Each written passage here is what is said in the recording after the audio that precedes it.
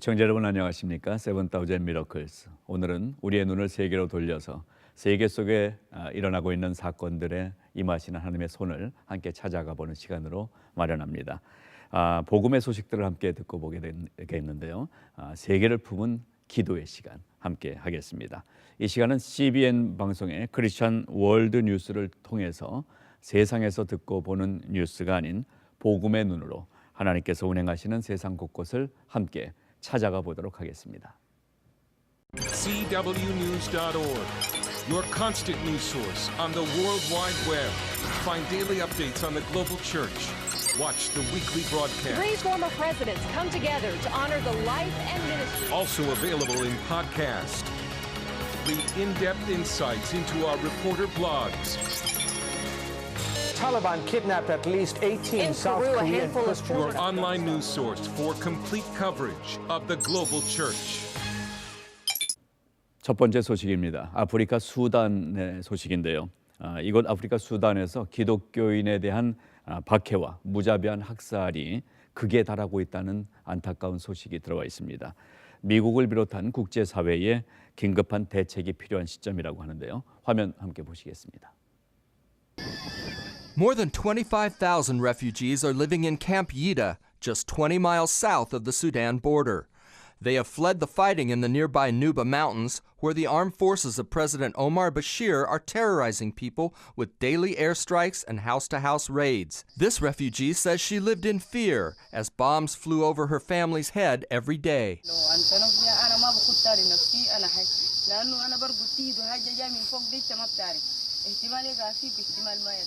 Virginia Congressman Frank Wolf is a longtime advocate for Sudan.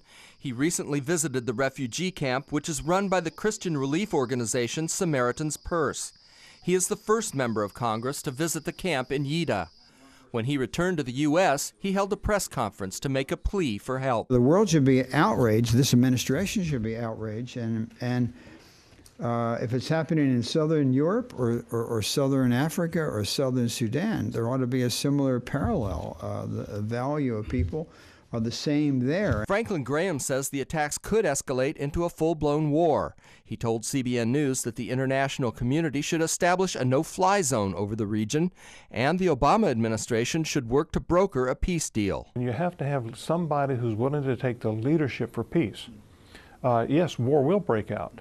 But I think the United States, I think President Obama has an excellent opportunity to bring all these sides together and hammer out a peace accord. Wolf said what refugees need most right now is food, and if they don't get it, they could be facing a severe famine. He said Bashir and his forces have denied access to food and humanitarian aid. Tom Andrews, with the organization United to End Genocide, also called on the U.S. to intervene. When you have 500,000 people facing starvation, then the President of the United States and the Secretary of State have to personally stand up and call upon him to lift this blockade. The blockade didn't stop CBN's Operation Blessing last summer from taking a team into the Nubas. When he heard about the extreme shortages of medicine there, President Bill Horan put together an emergency relief mission. The team brought in medicine and other medical supplies, enough to set up a temporary clinic. Horan also saw firsthand the brutality of the Khartoum regime. A school was actually targeted, a school that was filled with children in school, in session. 2 huge bombs, thank God they missed, but not by much. 2 giant craters in the soil, but it was close enough to the school that some shrapnel fell and penetrated the walls of some of the school buildings. 1 child was killed and a whole group of children were injured. Who in the world would target on purpose children? Bashir is an indicted war criminal for genocide in Darfur. He also remains on the list of state sponsors of terrorism. The Nuba people suffered persecution at this level back in the 1990s. Humanitarian organizations say the same people who killed more than 500,000 people back then are trying to finish the job today. John Wagi. 네, 계속해서 다음은 남미 브라질로 가보겠습니다. 브라질에서 일어나고 있는 복음의 역사의 현장. 자, 높은 범죄율, 갱단 이러한 그 소식이 이곳 남미에서 많이 들려오게 되는데요. 생명의 위협을 걸고 복음을 전하고 공동체를 변화시키는 헌신된 우리 선교사 부부의 이야기가 있습니다. 그 사역 현장으로 우리 함께 가시겠습니다. What makes me love Rio is just seeing the hurting people in the communities like this. Just trying to survive. Just trying to pay the bills. Just trying to put food on their table. I see that every person here is a creation of God. And that when Christ went to the cross, he went to the cross for these people too. This is where Eric Reese works. He thinks often of the danger, knowing he might go out one day and not come back. And I wrote a letter to my wife. If I don't return,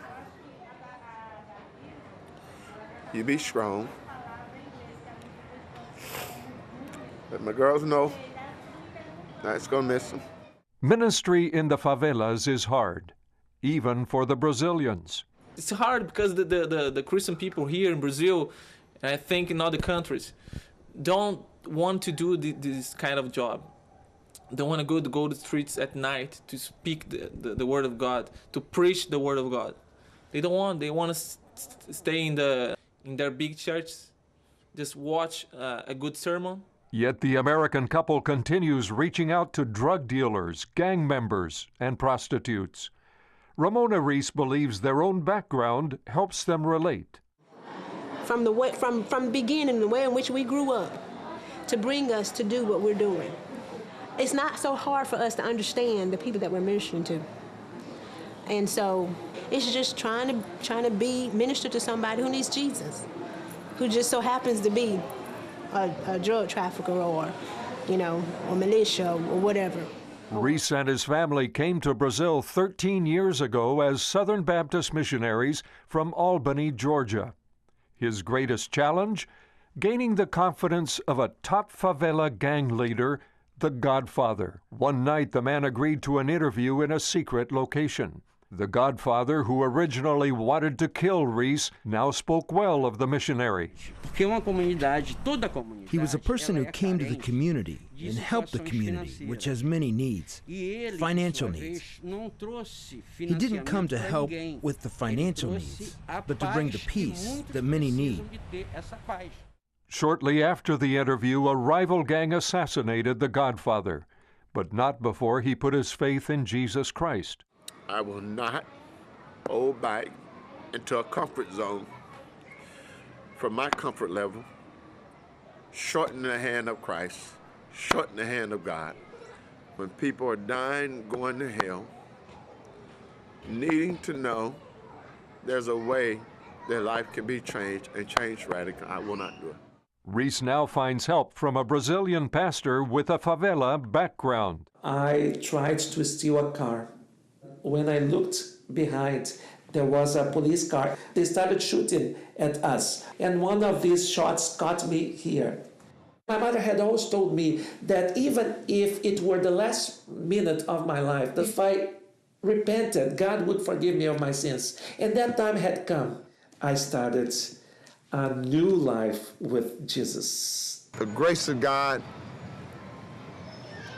has brought that guy not from near death, shootings, to now a beautiful family, a lovely wife, awesome kids. Only the grace of God could do that. Ramona Reese supports her husband in ministry. She befriends other women, including Vivian, a single mother and former prostitute. When that relationship has been established and the Holy Spirit does his work and that person receives Christ, and I can actually see them being baptized and seeing them joining a church, that's the greatest. That's the biggest reward. And as the Reeses deal with the daily challenges of work in the favelas, people like Vivian remind them why they came in the first place. Stan G. 네, 오늘도 크리스천 월드 뉴스를 통해서 이 세계에서 진행되고 있는 복음의 소식들을 함께 나눠봤습니다. 자, 이렇게 저희 CTS는 전파를 통해서 세계 곳곳에 하나님의 복음을 전하는 귀한 사역을 감당해 나가고 있습니다. 우리 미국 전역에 계시는 한인 디아스포라 성도 여러분들, 또 특히 우리 CTS 시청자 여러분들께서 같은 마음으로 이 일에 동력해 주시기를 바랍니다. 땅 끝까지 복음을 전하는 것. 이것은 우리의 사명이고 우리가 마땅히 해야 될 일입니다. 자, 이 일에 여러분의 기도와 함께 이 사명을 저희가 감당해 가고 있습니다.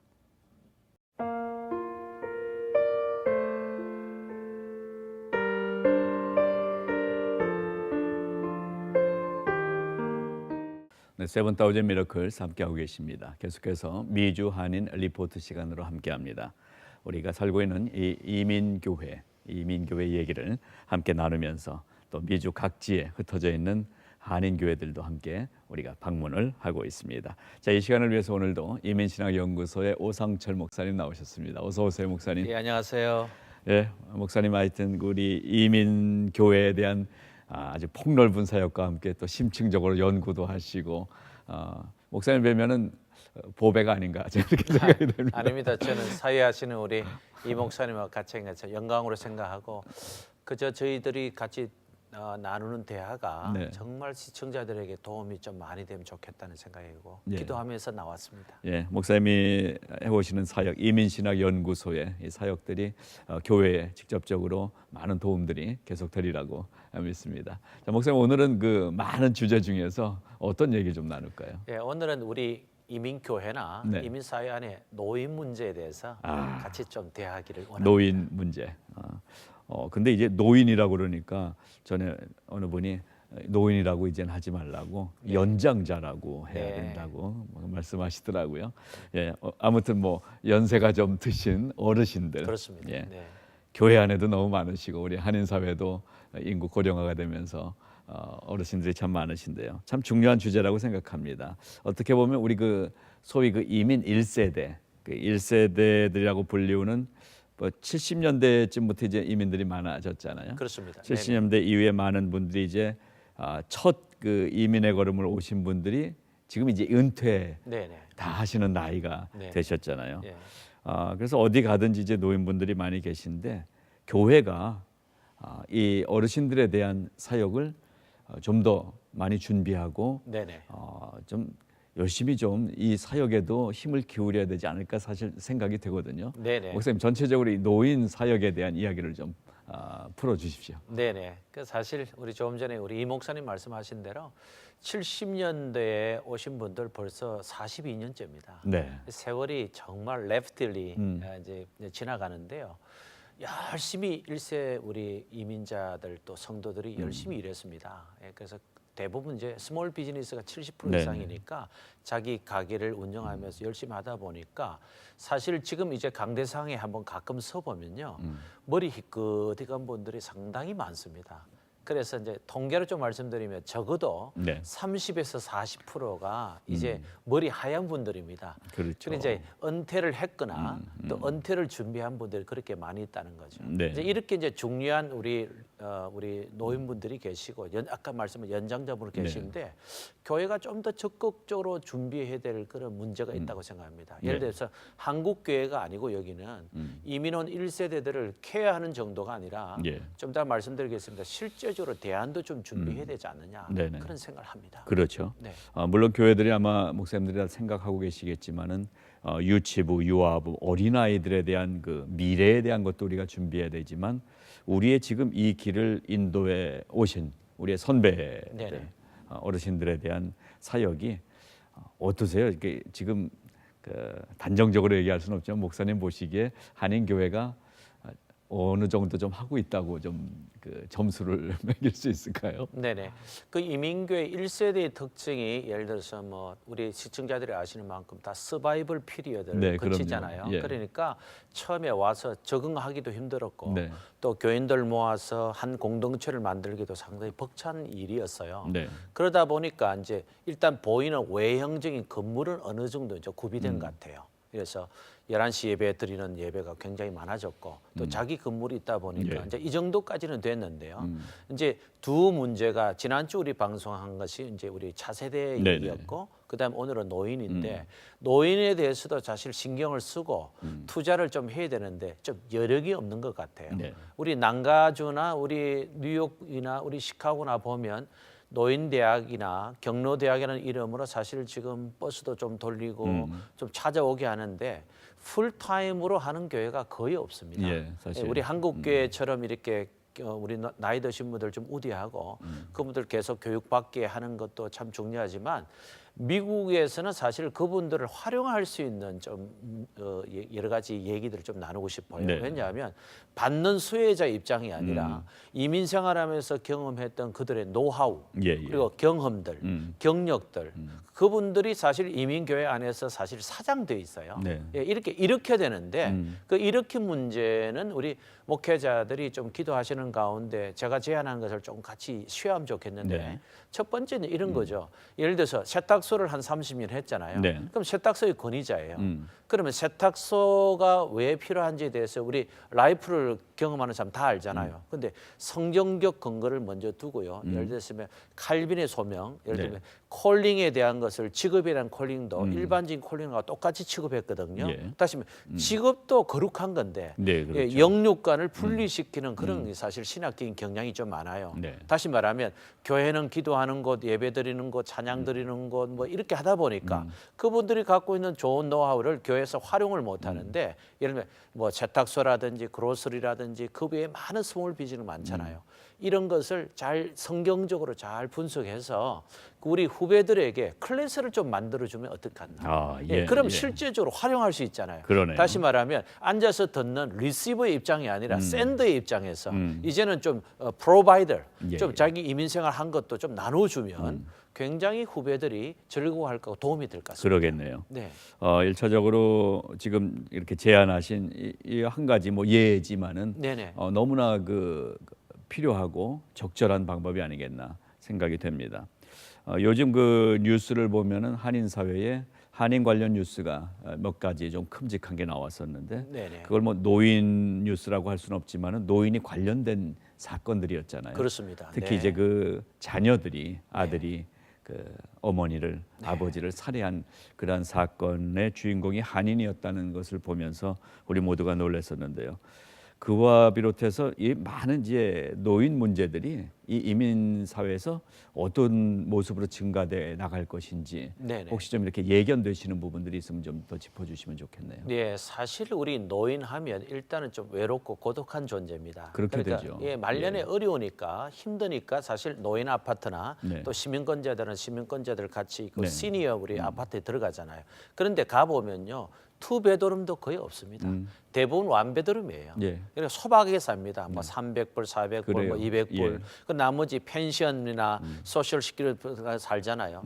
근데 이분들에 대해서 우리가 컨셉을 좀 바꿔야 되는 건 뭐냐면 불쌍하다, 어렵다. 이것은 우리 동족적인 측면이나 정서적인 측면이 충분히 이해되는데 이분들을 사실 계속 그대로 내버려 뒀다는 거죠. 네. 다시 말하면 그들이 갖고 있는 경험과 좋은 자료들을 사실 충분히 교회 안으로 투영시킬 수가 있는데 이제 문호를 좀 개방하면 좋겠어요. 예를 들어서 크리스찬의 직업 정신. 예. 이런 거 얼마나 좋습니까? 이것은 목회자들이 직접 뛰어드는 것보다도 평신도들이 자기의 경험을 가지고 얘기하는 훨씬 더 어필됩니다. 왜냐하면 유대인 교육은 이렇게 하고 있기 때문입니다. 직업의 전문가들을 불러서 실제로 회당에서 가르치고 있습니다. 네. 영어도 가르치고 있습니다. 그리고 직업을 그 훈련 받는 데서 투자를 주이시 파운데이션에서 이렇게 제공하고 있어요. 자, 이런 면에 대해서는 우리가 많이 뒤처 있는데 교회가 이런 일에 대해서 좀 프로바이드 해주고 좀 발굴하고 예. 좋은 강사들 또 좋은 분들 우리 주변에 많습니다. 충분히 같이 네트워크해서 교회 안에서 새로운 프로덕트를 할 수 있겠다. 이 노인 문제를 다시 말하면 앉아있는 자세가 아니라 좀 일어서게 하고 활동하게 하고 네. 오히려 그들을 더 건강하게 하는 것이 하나님 뜻이 아니겠는가 생각해 봅니다. 그러네요. 사실 이제 교회 건물처럼 그 활용도가 그 퍼센테이지에서 떨어지는 건물이 없다고 하지 않습니까? 그렇습니다. 뭐 네. 주일이나 주중에 한 번 모이는 외에는 그냥 문을 닫아놓는 경우가 많다는 지적을 받게 되는데 이런 어르신들을 위해서 교회가 그런 부분을 좀 일단 장소적인 부분 그 다음에 이제 지금 말씀하신 그러한 다양한 그 내용들을 좀 담아서 좀 더 적극적인 방법으로 이 사역을 펼쳐 나가야 될 때가 되지 않았는가 이런 그 생각을 하게 되네요. 네, 예를 들면 이제 이런 게 있죠. 우리 이제 교회 안에 이제 모임도 보통 보면 셀 모임이 돼 있잖아요. 예를 들면 G12를 하든 셀 철치나 구역을 하든 가정교회를 하든 그러면 뭐 예를 들어서 그 연령별로 이제 모이는 것들 남자 여자 다 배분해서 하는데 이것도 한번 생각을 한번 바꿔볼 필요 있다는 거죠. 예를 들면 직업별로 한번 좀 모이면 어떻겠는가? 직업별로 예를 들면 괜찮죠. 의사는 의사대로, 네네. 변호사는 변호사대로, 또 그로서리 하는 사람, 세탁소 하는 사람, 네. 뭐 또 리얼티 하는 사람 굉장히 많잖아요. 우리 스몰 비즈니스가 약 한 200개 정도 되거든요. 그런데 그런 모임을 한번 해줌으로써 네. 교회 안에 같은 동질감도 생기고 그들이 얘기를 좀 나누게 해가지고 어른들로부터 시작해서 아이들에 이르기까지 그런 노하우를 전수받는 그런 하나의 1년에 한 서너 번씩 이런 모임도 하면 네. 직업 정신도 생기고 결국은 저희 1세들의 한계점이 뭐냐면 언어와 문화적인 면으로 실제로 스몰 비즈니스를 선택할 수밖에 없잖아요. 그럼 교회 안에서 이것이 정말 살아나지 않겠느냐 네네. 좀 생각해 봅니다. 그러네요. 네. 이제 그런 방법도 이제 좋은 방법이고 또 하나는 어떤 프로그램을 통해서만이 아니라 교회에 오는 한 공동체의 성도들이 네네. 함께 가족화되는 것이 노인 사역의 가장 첫 단계가 아닌가 저는 또 그렇게 그렇습니다. 생각이 예. 돼서 저희 이제 교회의 한 목장을 예를 들면 그 이제 막 결혼한 젊은 부부인데 그렇게 성실해요. 그래서 그 젊은 부부에게 노인들 계신 지역을 맡겼어요. 네. 그러니 네네. 이 젊은 부부가 할머니 권사님 모시고서는 네. 권사님들 집마다 원룸이지만은 네네. 이렇게 모이는 걸 성실하게 하면서 좋아하시더라고요. 참 노인분들이. 아름답잖아요. 네. 거기에 아기가 생기니까 네네. 마치 친손주처럼 또 이렇게 네네. 좋아하시고 그렇습니다. 이런 어떤 그 우리의 의식 전환부터 먼저 네네. 되면서 네네. 지금 얘기해 주신 그런 방법들 프로그램들이 좀 활성화돼서 들어가야 되지 않겠나 생각이 됩니다. 일반 사회는 그래도 이 이민 사회가 노인들에 대한 그 여러 가지 정책들도 많이 좀 한국보다는 좀 앞서 나가고 있지 않나 네네네. 이렇게 보게 되는데 우리 교회는 어떤지 한번 더 우리가 좀 돌아볼 필요가 있을 것 같고요. 네네. 이 노인 문제의 해법을 우리 교회가 좀 어떻게 제시할 수 있고 어떠한 좀 가능성을 좀 볼 수 있는지 좀 얘기를 좀 해주시죠. 예를 들면 우리 교회에 이제 성교회가 있습니다, 그죠? 네, 뭐 남녀 성교회가 있는데 사실 시니어들이 모인 이 성교회가 별로 없어요. 예. 그래서 오히려 뒷방 늙은이처럼 그렇게. 뒤에서 그냥 대접만 받게 하는데 그게 아니라 네. 그들로 하여금 교회의 어떤 커미들을 구성하게 해서 또 체어도 세우고 또 조직도 구성해서 그들로 하여금 우리 노인에 대해서는 이렇게 해주면 좋겠다. 다시 말해 적극적인 의지의 발언을 사람들 앞에 표현하는 거 좀 어떻겠습니까? 다시 말하면 어른들의 경험이 우리 이민교회에 굉장히 필요한데 그럼요. 이것이 영성과 동떨어졌다 생각하면 안 되죠. 여기는 이민교회잖아요. 네네. 한국교회가 다른 견데 이런 면을 영성과 전문성 그리고 경험을 합치하는 카미디가 구성이 되어서 발표도 하고 쉐어하면 훨씬 더 업그레이드 되지 않겠나 생각해 봅니다. 목사님이나 저나 이제 뭐 50 중반국에 넘어서 이렇게 가고 있는데 사실 어느 때 놀라지 않으세요, 목사님? 네. 아니 언제 이 나이에 왔지? 예. 이런 생각이 드는데 우리 아이들 보면 저도 쇼크를 예. 먹고 있습니다. 근데 우리 어르신들은 네네. 얘기해 보면 똑같으시더라고요. 네네. 엊그제 내가 20 몇 살이었는데 맞습니다. 이러시기 때문에 우리 어르신들이 우리하고 멀리 계신 분들이 아니라 네. 우리와 같이 나누실 수 있는 분들이라는 이런 생각들이 교회에서 좀 필요하지 않겠나 생각이 되는데 네네. 목사님 뭐 구체적인 이 프로그램이나 어떤 방법이나 이런 것들은 이민신학 연구소 통해서 계속 좀 제안을 좀 해주시면 감사하겠고요. 알겠습니다. 오늘 우리 방송 특히 어르신들이 우리 CTS 많이 보시잖아요. 네네네. 목사님이 우리 어르신들에게 좀 격려와 또 위로와 뭐 소망의 말씀 좀 주시면 좋겠어요. 예, 저희들이 아무래도 1세대를 살아다 보니까 우리 교회나 이민사에서 어르신들을 좀 공경하지 못하고 배려하지 못한 것 깊이 죄송하게 생각합니다. 근데 용기를 가지시고 여러분들이 계시기 때문에 1세 교회가 있고 이민사회가 존재하는 이유가 되지 않겠습니까? 그래서 더욱더 건강하시고 잘 일하셔서 저희 후배들 또 후배 목사들 또 우리 여러 성도들에게 많은 가르침을 해주시기를 바랍니다. 네, 저도 같은 마음입니다. 우리 연로하신 장로님, 권사님, 성도님들 저희가 잘 챙겨드리지 못해서 죄송한 말씀을 오늘 드리고요. 우리 교회가 더 잘할 수 있도록 기도해 주시기를 또 부탁을 드리겠습니다. 목사님 오늘 너무 중요한 주제를 이렇게 뭐 좀 변죽만 울렸지만은 짧은 시간이라서 그래도 너무 귀하게 짚어주셔서 감사드리고요. 네, 목사님 전 미국에 많은 이민교회들이 있는데 우리 목사님의 안내를 따라서 지금 한 교회 전화로지만 우리가 방문을 하고 있는데요.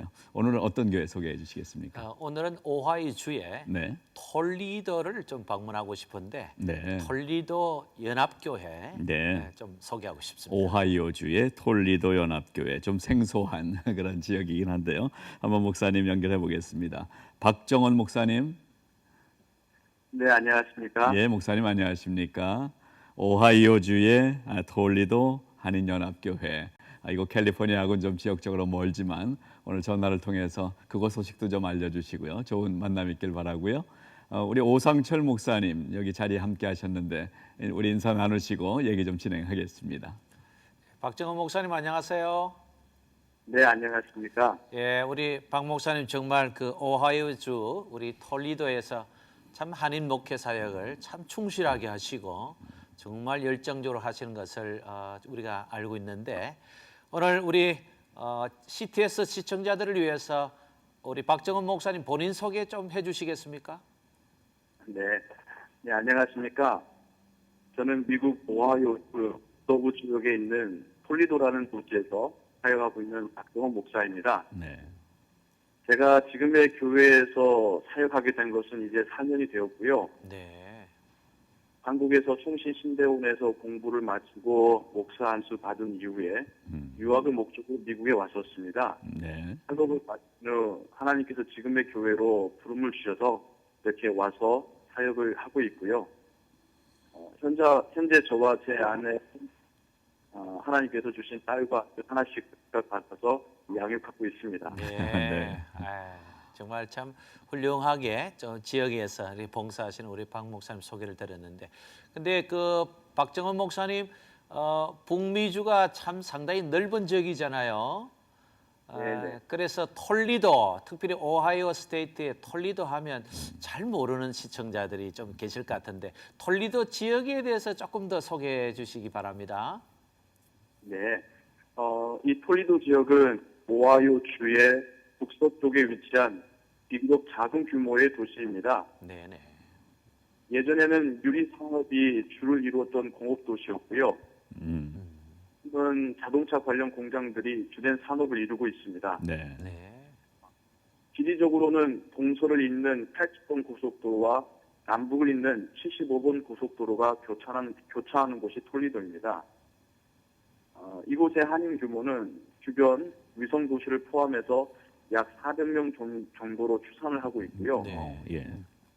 이곳에 계신 한인분들은 비교적 이주하신 지 오래되신 분들이 많습니다. 그래서 개인 비즈니스를 갖고 계신 분들이 많고요. 또한 이에 있는 톨리도 대학이나 인근의 볼링그린 대학으로 직업을 가지고 오신 분들이나 혹은 공부하러 오신 유학생들이 또한 상당수가 있습니다. 하지만 이민의 세월이 오래되신 분들이 아무래도 얼마 전에 한국에서 오신 분들보다는 더 많은 비중을 차지하고 있습니다. 네, 우리 박 목사님 소개를 들으니까 우리가 조금 더 이해를 하게 되는 톨리도 지역에 대해서. 그러니까 저기 LA 동부 위쪽이 되겠죠? 네네, 그렇습니다. 미시간에서 한 3시간 떨어졌다는 그런 말씀을 제가 드렸는데 그 박 목사님이 그런 이제 톨리도 지역에서 톨리도 한인연합교회 이제 담임 목사님으로 이제 재직 중이시지 않습니까? 그래서 톨리도 한인연합교회의 그 연역이라든지 그다음에 목사님 사역하시는 내용이라든지 뭐 현황이라든지 뭐 기타 좋은 얘기들을 우리 시청자들에게 좀 알려주시면 감사하겠습니다. 네, 지금 제가 섬기고 있는 교회는 1973년도에 설립된 이민자의 교회이고요. 올해 이제 39주년이 되었습니다. 39년. 오래됐네요. 네, 이민교회 치고는 꽤 오랜 세월을 지내왔고요. 초기에는 한인회의 종교 분과로 시작하였다는 이야기 들었는데요.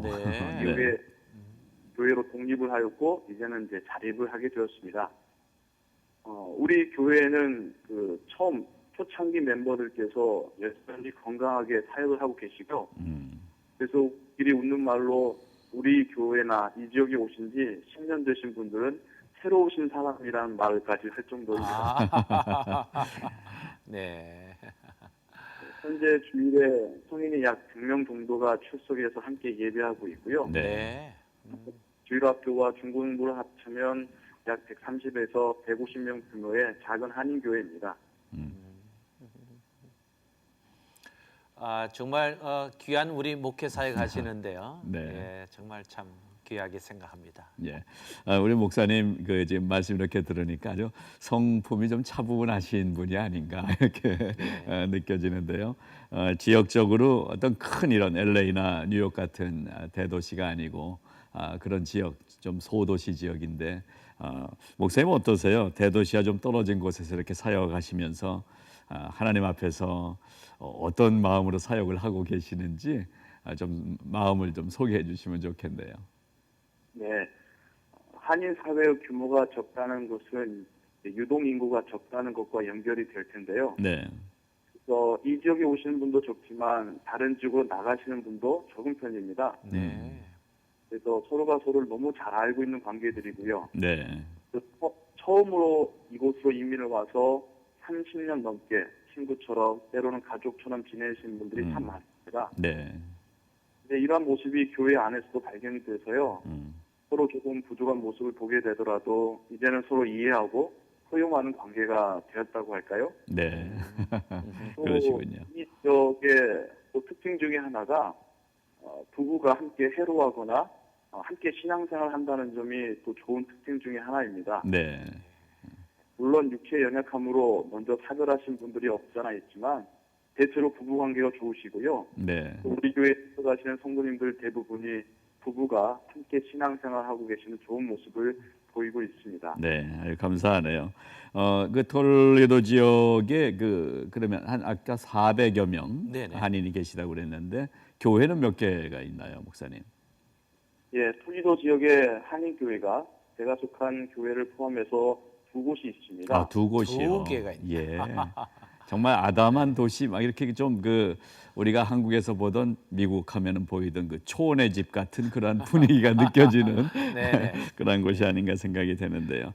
400여 명 한인들 중에 교회가 2곳이기 때문에 교회 수도 적고 성도들도 적기 때문에 어떤 목회하시면서 장점, 단점 이런 면에서 좀 살펴볼 수 있지 않으실까 생각이 드는데요. 어떠세요, 목사님? 네, 두 교회가 이제 형제 교회처럼 서로 존중하고 협력하려고 노력하고 있고요. 네. 그래서 중요한 절기에는 함께 연합해서 예배하고, 특별히 여름 성경과 같이 자녀 교육에 있어서는 두 교회가 연합하면서 교육하고 있습니다. 네. 대도시에서는 한 교회 안에서도 싸움이 많은데 그곳 지역은 2교회인데 교회는 2곳이지만 정말 친형제처럼 이렇게 지내신다는 말씀 들으니까 연합하는 오랜만에 마음이 좀 목사님 흐뭇해지지 않으세요? 따뜻해지고요. 아주 감동적입니다. 예. 네네. 우리 박 목사님 목회하시면서 하나님 앞에 늘 엎드리시는 삶이 있으실 텐데요. 목사님 개인적인 기도 제목 또 그 지역과 교회를 위한 기도 제목이 있으면 좀 나눠주시면 저희도 함께 기도하길 원합니다. 네, 우리 교회의 비전이 또한 이 교회에서 사역하고 있는 저의 비전이 되겠죠. 네네. 우리 교회 비전은 톨리도 인근으로 보내시는 한 이민자들을 돌보고 섬기는 사역이 우선일 텐데요. 네. 그러나 한인만을 그 대상으로 한정한다면 그만큼 하나님의 사역이나 교회의 장래의 사역도 한정이 된다고 생각합니다. 네. 조그만 도시의 이민교회는 큰 도시의 이민교회보다 훨씬 미국의 영향을 많이 받게 되는데요. 네. 한인만을 위한 교회가 아닌 한인이 중심이 돼서 미국을 품는 교회가 되어야 되고자 하는 것이 또한 우리 교회의 비전입니다. 그러시군요. 예, 또한 이걸 위해서 저희가 간절히 기도하고 또한 주변 분들에게 부탁드리는 기도 제목은 2세 교육입니다. 2세 교육. 결국, 예, 결국 이민교회가 나그네가 아닌 정착인이 되기 위해서는 2세들의 역할이 무엇보다도 중요한데요. 우리 2세들이 신앙과 문화에 있어서 부모님 세대의 유산도 잘 물려받을 뿐만 아니라 미국 사회에서 이민자 교회가 외톨이 교회가 아니라 동역자 교회로 자리매김하려면 우리 2세들의 다리 역할이 참 중요하지 않을까 생각합니다. 네네. 그래서 이 점을 놓고 교인들과 함께 비전을 나누고 기도하고 힘쓰고 있습니다. 네. 목사님 차분하게 한 지역 교회를 이렇게 섬기시는 모습이 참 이런 목회자들을 볼 때 참 존경스럽잖아요, 우리는 목사님. 참 자랑하고 싶고요. 네. 정말 존경하고 싶고 예. 격려하고 싶습니다.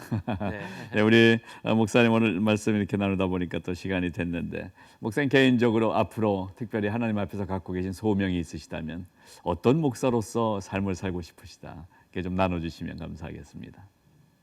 이제 많은 영혼을 섬길 수 있다는 것도 귀한 기회이지만 한 영혼이라도 주님을 영접하고 변화될 수 있다면 그것이 너무나도 보람된 사역이라는 것을 이곳에 와서 배웠습니다. 네, 아멘.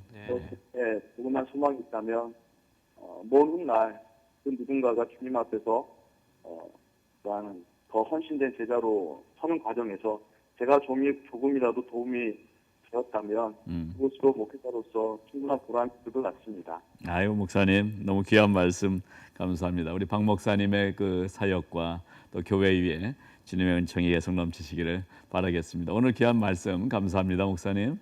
네, 감사합니다. 네, 박정원 목사님 늘 목회 승리하시길 바랍니다. 네, 목사님 감사합니다. 네, 감사합니다, 목사님. 오늘 말씀 나온 우리 박 목사님 아주 차분하시고 성실하게 목회하실 것 같아요, 목사님만 들어도. 그렇네요. 하여튼 뭐 목사님 이것저것 이렇게 소개해 주시는데 오늘도 너무 귀한 교회를 소개해 주셔서 감사드립니다, 목사님. 네, 세븐타우젠 미러클스 오늘도 함께해 주신 여러분 감사합니다. CTS 텔레비전 여러분들의 후원과 여러분들의 기도로 운영이 되고 있습니다. 작은 TV를 통해서 여러분과 만나고 있지만 이 작은 TV 화면을 통해서 지금 이 시간에도 어디에선가 생명을 얻고 또한 소망과 사랑을 느끼는 그런 분들이 많이 계시다는 소식을 저희가 듣습니다. 자, 이 일은 저희가 앞에서 감당하고 있지만 여러분들이 함께 해주셔야만 감당할 수 있는 귀한 일입니다. 여러분들의 후원이 절대적으로 필요합니다. 기도해 주시고요. 복음을 전하고 영혼을 살리는 CTS 텔레비전의 이 사역에 여러분들의 동참을 다시 한번 호소드립니다. 자, 그리고 여러분들이 갖고 계신 기도 제목 또 간증들, 삶의 나눔들이 있으시면 저에게로 보내주시면 함께 소개하면서 은혜를 나누기 원합니다. 자, 오늘도 세븐타우젠 미러클스 세계를 둘러보는 소식과 미주 한인교회 리포트 여러 가지 기도 제목들로 함께했습니다. 함께해 주신 여러분 감사합니다.